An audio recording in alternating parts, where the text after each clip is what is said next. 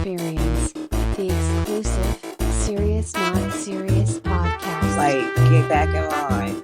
And Yeah. so this right now, even hearing it is just like more confirmation. Like, hello, like, can you just do it? Yeah. At the door knocking. Yes, please, Yeah. please do it. Yes. Yeah. Yeah. That's crazy. That's crazy. So what I want to ask KD, because you said you went through the process of them pulling those negative energies off of you, right? Mm-hmm. All way back from childhood and other traumas or whatever that you had no clue that you were even suffering from or were affecting you. Right. And it also goes all the way back to, if you had knew about protecting your energy and knew how to protect your energy, then those necessarily things that were on you wouldn't have necessarily took place the way they did and everything. So all that time, all the way up until you met that person, like, you was just vulnerable, sounds like. Yeah, it was. I was like kind of on a road to self-destruction. Mm-hmm. Just dealing with so many things. Working a corporate job is taxing on your mental health, from having to manage 20 plus people, keeping up with their quotas and all these calls. And, I was having all kind of anxiety attacks while I was with this company. I did not know. I thought something was wrong with me. It was to the point to where sometimes I couldn't even get up and go in. Like, I was just so Drained. Yeah. mentally, And so when I met him, it was just like, God put him in the path to save my life, because I was angry. I was in a very dark space. I didn't know where I was headed. I didn't know where I was going. Like I said, I didn't know what was wrong with me mentally. And that is just something that I'm just grateful for forever. You were dealing with work trauma. Trauma, people don't even recognize it. Yeah, it's a real thing. Yes. I It's went a through lot it of myself. pressure. I'm talking about walking to work, literally crying on my way there. And then I was scared when I lost my job, because it was like, oh my gosh, what I'm going to do? But I needed to. Like, yeah. I definitely was pulled from there because I was giving too much energy. It was sucking too much from me. Oh, yeah. So there was a point in time where I was enjoying it. Because honestly, with what I did manage a good between 15 to 27 staff, depending on the season. And that didn't include summer youth and all of those extra people. So I had became really good with, I'm an empath. I kind of learned how to control that. And I worked with people's energy. So I realized that it was important for me to learn other energies so that I can pair people up to work together, so that it would be less chaos at work. So I was working the energies and I was enjoying myself. I was doing, everything was working. There was a good flow. But then once the culture of work changed and it wasn't the same anymore, things got different. And then it became trauma. I hated going in. I didn't like talking to my supervisors. I didn't. Even my appearance had changed.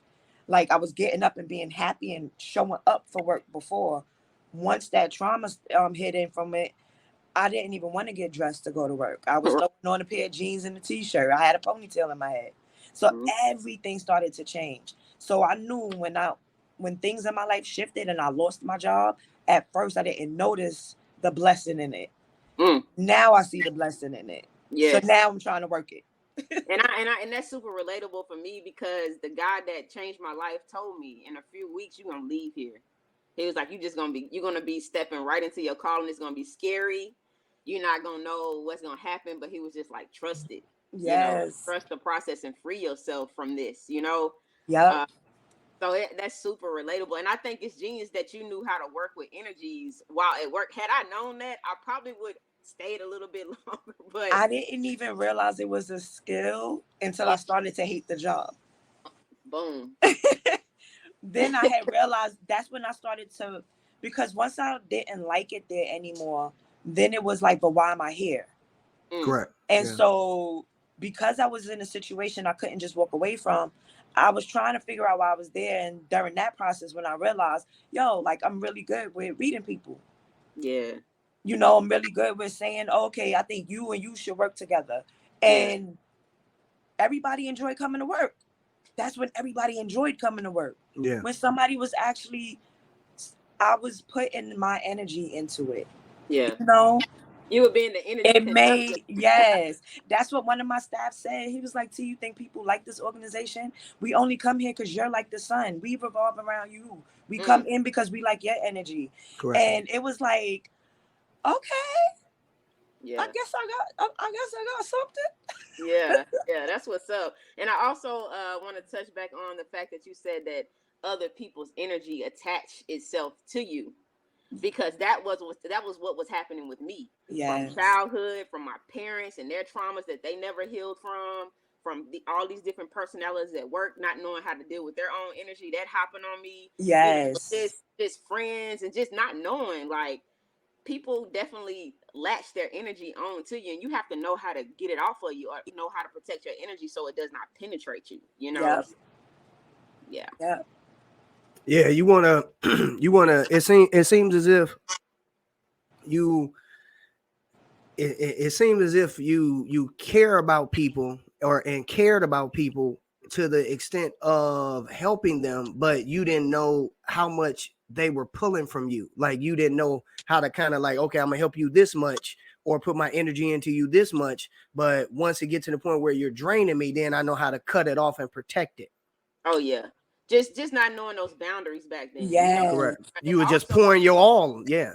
Yeah. And also some people don't even deserve access to my energy. Like, that part. You don't even got deserve it. You know? So knowing those things now is just, you know, life is still gonna life. Mm-hmm. It don't matter what you're doing. Even for me right now, everything is not all good just because I'm protecting my energy, you know. But I'll tell you one thing, I have a easier navigation system through this, what we're going through, this earth, this world, you know. Like, better foundation to stand on. Yeah. Exactly. Yes. She's equipped and prepared for whatever's to come. So you can pivot. That's right. The exclusive Serious Not Serious podcast.